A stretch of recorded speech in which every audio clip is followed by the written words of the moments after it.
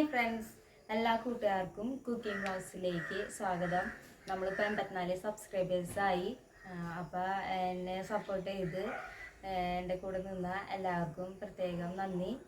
തുടർന്നും എല്ലാവരും സപ്പോർട്ട് ചെയ്യണം. അപ്പോൾ ഇന്നത്തെ വീഡിയോയിൽ പറയാൻ പോണത് ചെമ്മീൻ ബിരിയാണി എങ്ങനെ വയ്ക്കാമെന്നുള്ളതാണ് കേട്ടോ. അപ്പോൾ എല്ലാവരും സ്കിപ്പ് ചെയ്യാണ്ട് കാണണം, സപ്പോർട്ട് ചെയ്യണം, ലൈക്ക് അടിക്കണം. നമുക്ക് വീഡിയോയിലേക്ക് പോകാം. നമുക്ക് ആദ്യം ചെമ്മീനൊന്ന് വേവിച്ചെടുക്കണം. അപ്പോൾ അത്യാവശ്യം കുറച്ച് വലിയ ചെമ്മീൻ വേണം നമുക്ക് ഇതിനായിട്ട് വേണ്ടത്.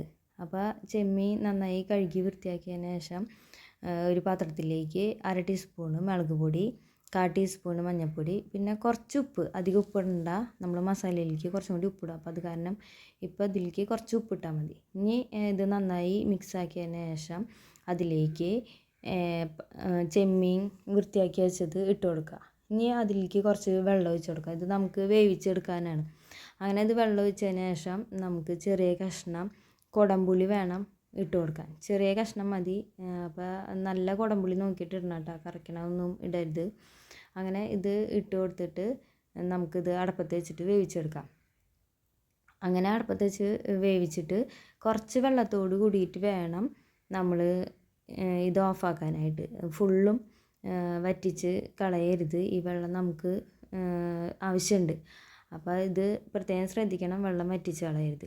അങ്ങനെ ഇനി നമുക്ക് ഇത് മസാല ആക്കാൻ വേണ്ടിയിട്ട് 2 സബോള, കുറച്ച് വെളുത്തുള്ളി, കുറച്ച് പച്ചമുളക്, ഇഞ്ചി ഇതൊക്കെ റെഡിയാക്കി വെച്ചിട്ടുണ്ട്. പിന്നെ പുതിനയില, കറിവേപ്പില, മല്ലിച്ചപ്പ് ഇതെല്ലാം അരിഞ്ഞ് സെറ്റാക്കി വയ്ക്കാം. ഇനി ഇതുപോലത്തെ കുറച്ച് വലിയൊരു പാത്രം വേണം നമുക്ക് വയ്ക്കാൻ വേണ്ടിയിട്ട്. എന്ന് വെച്ചാൽ ഇതിലാണ് നമ്മൾ ബിരിയാണി സെറ്റാക്കാൻ പോണത്.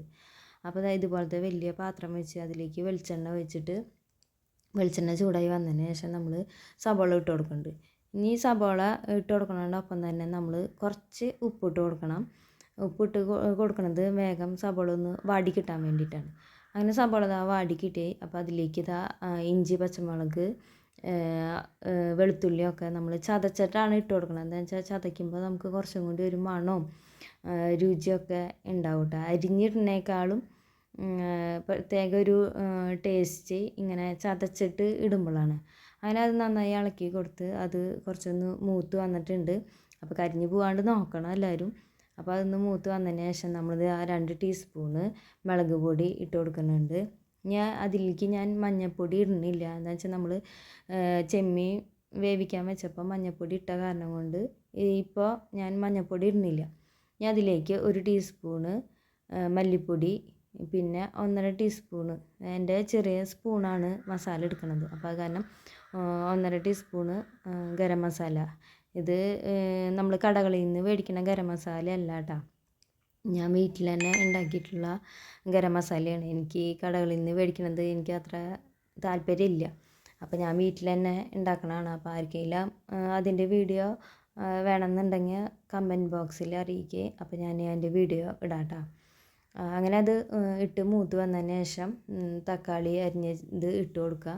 അങ്ങനെ തക്കാളി അരിഞ്ഞത് ഇട്ട് കൊടുത്തിട്ട് അത് ഒന്ന് നന്നായി അലിഞ്ഞ് ഒന്ന് പാകമായി വന്നതിന് ശേഷം നമ്മൾ വേവിച്ച് വെച്ചിരിക്കുന്ന ചെമ്മീൻ ഇതിലേക്ക് ഇട്ട് കൊടുക്കുക.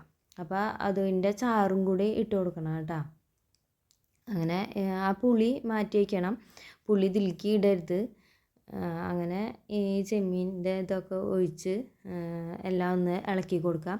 അതിനുശേഷം ഇതിലേക്ക് കറിവേപ്പില, പിന്നെ പുതിനയില, മല്ലിയില ഇതെല്ലാം അരിഞ്ഞത് ഇട്ട് കൊടുക്കുക. എന്നിട്ട് അത് നന്നായി ഇളക്കി കൊടുക്കുക. എന്താണെന്ന് വെച്ചാൽ എല്ലാ ഭാഗത്തേക്കും അതൊന്ന് ആയി അതിൻ്റെ രുചിയും മണമൊക്കെ ഒന്ന് എല്ലായിടത്തേക്കും ഒന്ന് ആവാൻ വേണ്ടിയിട്ടാണ്. അപ്പോൾ അത് നന്നായി ഒന്ന് ഇളക്കി കൊടുക്കുക.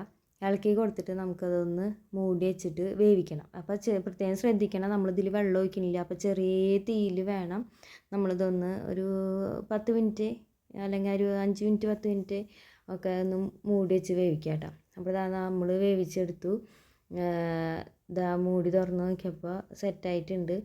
അപ്പോൾ ഒന്നും കൂടി നമ്മളതൊന്ന് ഇളക്കി കൊടുത്തു. അപ്പോൾ ചെമ്മീനിക്കൊക്കെ നല്ലോണം മസാലയുടെ കാര്യങ്ങളൊക്കെ നന്നായി പിടിച്ചിട്ടുണ്ടാവും കേട്ടോ.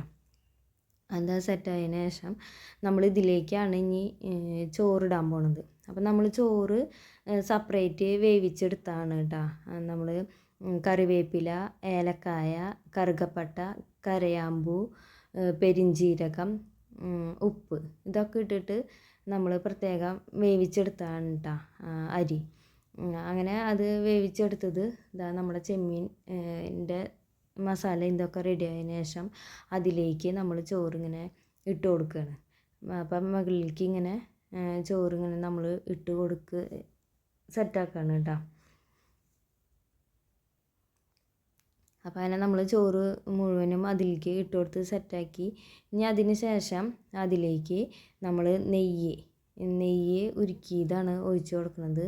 അത് ഒഴിക്കുമ്പോൾ ശ്രദ്ധിക്കണം, കുറേ ഒഴിക്കരുത്, നമ്മുടെ ഒരു ഇതിനനുസരിച്ചിട്ട് ഒഴിച്ച് കൊടുക്കുക. ഇനി കളറ് ഒരു മഞ്ഞ കളറ് പോലെ ആവശ്യമുണ്ടെന്നുള്ളവർക്കാണെന്നുണ്ടെങ്കിൽ ഒരു 3 ടേബിൾ സ്പൂണ് പച്ചവെള്ളം അതിലേക്ക് 1 ഡ്രോപ്പ് അല്ലെങ്കിൽ 2 ഡ്രോപ്പ് പൈനാപ്പിൾ എസൻസ്, പിന്നെ മഞ്ഞൾപ്പൊടി അതിട്ട് കൊടുത്തിട്ട് നാരങ്ങ അത് കുറച്ച് ഒരു പകുതി നാരങ്ങയുടെ പകുതി എടുത്തിട്ട് അതും കൂടെ നമ്മൾ ഒഴിച്ച് കൊടുക്കണം കേട്ടോ. അത് വേണമെന്നുള്ളവർക്ക് മതി കേട്ടോ. പിന്നെ നമ്മൾ അത് ഒഴിച്ച് കൊടുത്തതിന് ശേഷം സബോള വെളിച്ചെണ്ണയിൽ വാട്ടിയെടുക്കണം.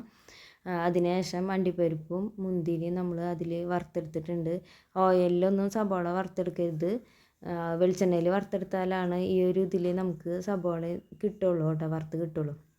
അങ്ങനെ നമ്മളത് ഇട്ട് കൊടുത്തതിന് ശേഷം മൂടി വെച്ചിട്ട് ഏറ്റവും ചെറിയ തീയിൽ ഒരു 5 മിനിറ്റ് ഒന്ന് ചൂടാവാൻ വെക്കണം. അത് ചൂടായതിന് ശേഷം നമുക്ക് തീ ഓഫാക്കാം. അങ്ങനെ എന്നിട്ട് നമുക്ക് അത് കഴിക്കാം കേട്ടോ. അപ്പോൾ എല്ലാവരും ഒന്ന് ട്രൈ ചെയ്ത് നോക്കണം. Okay, thank you.